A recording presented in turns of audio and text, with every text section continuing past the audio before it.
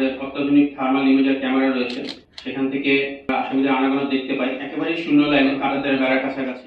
কক্সবাজারের নাইখাইনছড়ি উপজেলার গুমদুম সীমান্তে অভিযান চালিয়ে একটি বিদেশি অস্ত্র, 5 রাউন্ড গোলাবারুদ এবং 2,46,000 পিস ইয়াবা উদ্ধার করেছে border guard Bangladesh BGB.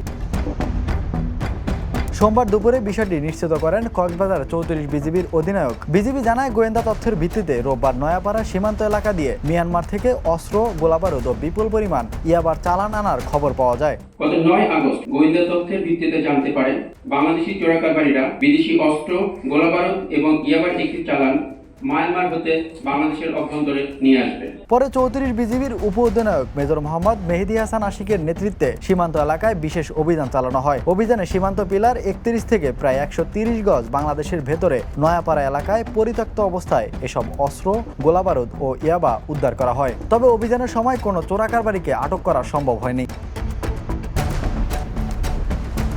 BGB জানিয়েছে, উদ্ধার করা অস্ত্র, গোলাবারুদ ও ইয়াবার বিষয়ে আইনগত প্রক্রিয়া চলমান রয়েছে। বিজিবির পক্ষ থেকে বলা হয়েছে, সীমান্ত সুরক্ষার পাশাপাশি মাদক ও চোরাচালান প্রতিরোধে তাদের অভিযান ও গোয়েন্দা তৎপরতা অব্যাহত থাকবে। Desk report, the news.